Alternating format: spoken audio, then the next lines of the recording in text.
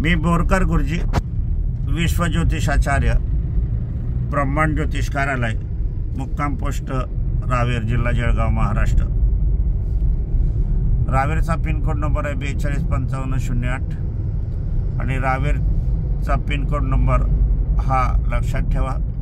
पत्रव्यवहारासाठी हा आवश्यक असतो आणि माझा मोबाईल नंबर आहे 9850015558। आज 10 जुलै 2025 वार गुरुवार। आजच्या दिवसाचं महत्त्व म्हणजे गुरुपौर्णिमा। गुरुपौर्णिमा म्हणजे गुरूंचं नमन करणे। तर आपल्या जीवन आयुष्यात प्रथम गुरु आपली आई असते, त्या आईला वंदन। वडील पण गुरु असतात, त्यांना पण वंदन। त्याच्यानंतर आपल्या जीवन आयुष्यामध्ये जे सुरुवात होते, बालवाडीपासून शाळा, कॉलेज, महाविद्यालय पावतात, खऱ्या अर्थाने त्यांचं गुरुवर्य, गुरुजींचं स्थान आपल्या जीवन आयुष्यात फार महत्त्वाचं असते। त्या दृष्टीने त्यांना पण नमन। त्याच्यानंतर आपल्या जीवन आयुष्यामध्ये पत्नी येते किंवा पती येतो, हे पण एकमेकांचेच गुरु असतात। सामंजस्याने संसार चालतो, विचार विनिमयाने जीवन आयुष्य कंठत चालतात आणि हे सत्य मार्गदर्शन असते। या सर्वांमध्ये कुठेही आपण पाहिलं तर आर्थिक व्यवहार नसतो, स्वार्थ नसतो, निस्वार्थपणे त्यागाची भूमिका असते। म्हणून या सर्वांनाच आपण नमन करूया। धार्मिक दृष्ट्या आपण जर पाहिलं तर गुरुदेव दत्त हे आपले गुरु असतात, त्यांना पण नमन। त्यानंतर आपल्या जीवन आयुष्यामध्ये आलेले संत मंडळी हे पण गुरु असतात, गुरुवर्य असतात, त्यांचं महान कार्य असते। त्यांनी समाजासाठी, प्रत्येक घटकासाठी मोठं कार्य केलेलं आहे। असे अनेक गुरु आहेत। संत ज्ञानेश्वर आहे, संत तुकाराम आहे, संत एकनाथ आहे, असे अनेक मंडळी आपण या ठिकाणी, संत नरहरी शिरोमणी सोनार पण संत आहे। काही भागवत संप्रदाय असतो, वेगवेगळे संप्रदाय असते, वारकरी संप्रदाय असतो, ही पण सर्व मंडळी आपल्याला मार्गदर्शकच ठरत असतात। आता हे सर्वश्रेष्ठ मंडळी आहे आपल्या जीवन आयुष्यात। त्याच्यानंतर म्हणजे अलीकडे महाराज आलेले आहेत, पण महाराजांविषयी पण त्यांना पण ते मार्गदर्शन करतात, त्याबद्दल वाद नाही। परंतु वर्तमान स्थिती आपण बघायला गेले तर महाराजांवर श्रद्धा ठेवण्यापूर्वी आपल्याला त्यांचं परिपूर्ण ज्ञान असायला हवं, कारण आता महाराजांविषयी सुद्धा चिंता, काळजी निर्माण होऊ लागलेली आहे। तरी पण अनेक महाराज आपल्या जीवन आयुष्याचा आहे, कथाकार आहे, कीर्तनकार आहे, प्रवचनकार आहे।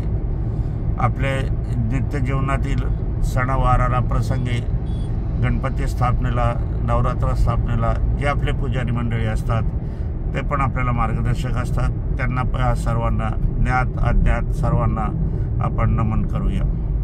आजच्या कार्याचा विषय आपण आज घेणार आहोत। विद्यार्थी वर्गासाठीच, कारण बौद्धिक कार्य प्रत्येकाला आवश्यक असते आणि हे बौद्धिक कार्य करत असताना विद्यार्थी वर्ग सध्या भरकट चाललेला आहे, विचलित होत चाललेला आहे आणि शिक्षण महाग होत चाललेलं आहे। सरकारने जे काही प्राथमिक शाळा असतात, विनामूल्य शिक्षणाची घोषणा सुरुवातीपासून, भारतीय स्वातंत्र्यापासून होती, ती लुप्त झालेली आहे। मराठी शाळा संपलेल्या आहे। ही एक देशाच्या दृष्टिकोनातून शोकांतिक आहे। आता सर्व जर आपण पाहिलं शाळा कॉलेजामध्ये, एक सुरुवाती बालवाडीपासूनच्या अगोदरच्या वर्गात जरी आपण गेलो की जे मुलं 3, 4, 5 वर्षात आपण शाळेमध्ये घालतो, तिथे आता हजारो लाखो रुपये लागायला लागलेले आहे।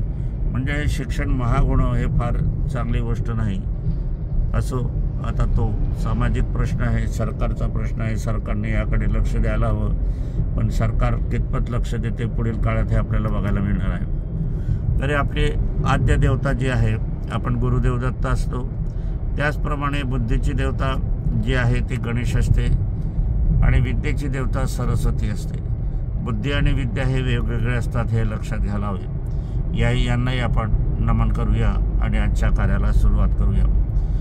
विद्यार्थी वर्ग आता आपण जर पाहायला गेले तर विद्यार्थी वर्गासाठी उपासनेची अत्यंत आवश्यकता निर्माण झालेली आहे. मन विचलित होणे, मन एकाग्र होणे करणे हे फार महत्त्वाची भूमिका आपल्याला वर्तमान स्थितीत बघायला मिळत आहे.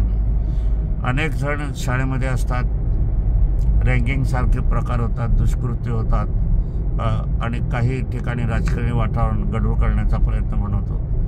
तो विषय अवश्य या आजच्या गुरुपौर्णिमेच्या निमित्तानं असायलाच हवा.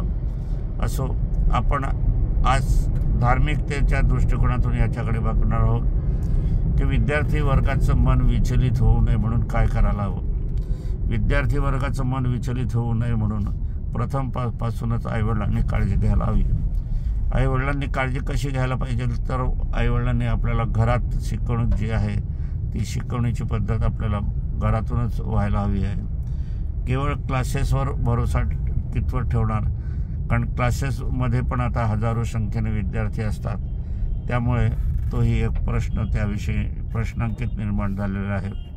म्हणून आपल्या दृष्टिकोनातून तर विद्येविषयी जर आपण पाहायला गेले तर बुद्धीविषयी जर पाहायला गेले तर आपण तर आपल्याला पिंपळ वृक्ष हा बुद्धिदाता आहे, गणेशदाता आहे आणि पिंपळ वृक्षाचं महान कार्य बुद्धीच्या दृष्टिकोनातून आहे. पिंपळ वृक्ष ही गणेश देवता आहे. कर्कराशीचा वृक्षसुद्धा म्हणजे रामाची कर्कराशी आहे, त्यांचा पण पिंपळ वृक्ष आहे, हे लक्षाला घ्यायला हवं. पिंपळ वृक्षाच खाली आपण प्रत्येकाच्या ठिकाणी घराघरात पिंपळ वृक्ष लावायला पाहिजे. पिंपळ वृक्ष घराच्या समोर, मागे, पुढे जिथे जागा असेल तिथे लावायला पाहिजे. मंदिरात असायला पाहिजे, रस्त्याच्या कडेने असायला पाहिजे, मोकळ्या जागेत बागेमध्ये सुद्धा पिंपळ वृक्षाची गरज आहे. गरज तर ह्या ठिकाणी असत असताना शाळे कॉलेजमध्ये पण पिंपळ वृक्षाची रोपण लावणे आणि त्याला जगवणे आणि मोठे करणे फार गरजेचं आहे. कारण पिंपळ वृक्ष हा आपल्याला वैज्ञानिकदृष्ट्या श्वासोच्छ्वासाला पूरक असला तरी धार्मिक दृष्टिकोनातून मात्र या ठिकाणी फार मोठं विचार केलेला आहे. पिंपळ वृक्ष हा कृष्णाने आपल्या पृथ्वीवर आणलेला आहे आणि त्याला अक्षय वृक्ष, बौद्धिक वृक्ष, विद्यावृक्ष म्हणून गणलं जाते. म्हणून पिंपळ वृक्षाकडे आपण जर काही काळ घालवला किंवा विद्याभ्यास केला तर आपल्याला निश्चित बुद्धीमध्ये वाढ होते हे असं दिसायला लागले. मला जी बुद्धी प्राप्त झालेली आहे तर मी अनेक वेळा पिंपळ वृक्षाखाली अभ्यास केलेला आहे, पिंपळ वृक्षाखाली विश्रांती घेतलेली आहे, पिंपळ वृक्षाखाली काही काळ घातलेला आहे आणि म्हणून बुद्धी प्रगल्भ आज 77 वय असत असताना सुद्धा बुद्धी प्रगल्भरित्या कार्यरत आहे. पिंपळ वृक्ष ज्याप्रमाणे आपण पिंपळ वृक्षाचं तोरण जर आपण शाळा कॉलेजाच्या प्रमुख दाराशी बांधलं तर निश्चितपणे आपल्याला त्याचा लाभ दिसून येईल आणि याविषयी आपण लाभ झालेला असला तर मला जरूर कळवा. कारण की काय, आपण आपल्या कळवल्याशिवाय मला कळणार कसं, म्हणून आपलं मार्गदर्शनही मला हवं आहे. पिंपळ वृक्ष हा आपल्या जिथे आपण घरामध्ये आपली अभ्यासाची खोली असते, अभ्यासाच्या खोलीमध्ये आपण जर प्रथम दारामध्ये पिंपळ पाण्याचं तोरण लावलं तर निश्चितचपणे आपल्याला अभ्यासात एकाग्रता निर्माण होणार आहे. त्याचप्रमाणे पिंपळ वृक्षाचं एक जे गवळं पान असते, लहान पान असते, ते प्राथमिक शाळेपावतर चालते. त्याच्यानंतर मग मोठं पान वापरायचं असते. ते पान घ्यायचं आपण आणि समोर आपल्या एक पान एकेका विषयाच्या पुस्तकामध्ये आपण ठेवायला हवं. त्यामुळे त्या विषयाची आपल्याला एकाग्रता येते, त्या विषयात आपण पारंगत होतो, निश्चितपणे होतो. हा माझा स्वतःचा अनुभव आहे.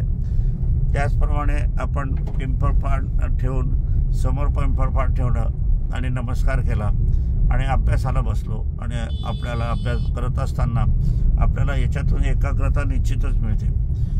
तुम्ही पिंपळ पान न ठेवता एखादा धडा वाचा आणि मग त्यांचं आकलन करून एखादे लेखी काम करा. त्यानंतर पिंपळ पान ठेवून तोच धडा पुनरुक्ती वाचन करा आणि पुन्हा त्याच्याविषयी लेखन करा. तुम्हाला कितपत यश मिळते ते आपल्याला बघायला मिळते. स्वतः अनुभव आपल्याला घ्यायचा आहे. पिंपळ वृक्षाचं फार महत्त्व या दृष्टिकोनातून मला स्वतःला अनुभव आलेला आहे. याचप्रमाणे एक अजूनही तुम्हाला सांगायचं वाटते की पिंपळ वृक्षाची फळं लहान असतात, लहान खाली फळं असतात. ते पिंपळ वृक्षाची लहान फळं आपण घ्यायची आणि ते पिंपळ फळ घेतल्यावर आपल्याला ती गणपतीच्या मंदिरात किंवा सरस्वतीचं मंदिर असेल तिथून ते चरण स्पर्श करून आणायचे आणि तावितात भरून आपल्या गळ्यामध्ये दंडावरमध्ये आपल्याला बांधायचे। उजव्या दंडावर हे मुलं असो मुली वापरली तरी चालेल, गळ्यात वापरलं तरी चालेल, कमरेच्या वर हे वापरायची वस्तू आहे।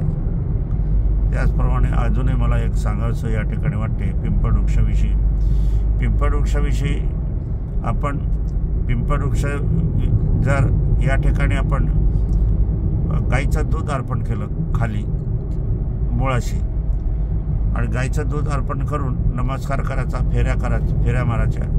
फेरी मारत असताना मात्र आपल्याला जी मेष राशी आहे त्यांनी सकाळी 10च्या आत, वृषभ राशी आहे त्यांनी सूर्यास्तानंतर, मिथुन राशी आहे त्यांनी सूर्यास्तानंतर, कर्क राशी आहे त्यांनी सूर्यास्तानंतर, कर्क राशी आहे त्यांनी सकाळी 10च्या आत, कन्या राशी आहे त्यांनी सूर्यास्तानंतर, तुळा राशी आहे त्यांनी सूर्यास्तानंतर, वृश्चिक राशी आहे त्यांनी सकाळी 10च्या आत, धनुराशी आहे त्यांनी सकाळी 10च्या आत, मकर राशी आहे त्यांनी सूर्यास्तानंतर, कुंभ राशी आहे त्यांनी सूर्यास्तानंतर आणि मीन राशी आहे त्यांनी सकाळी 10च्या आत प्रदक्षिणा आपल्याला घालायची आहे।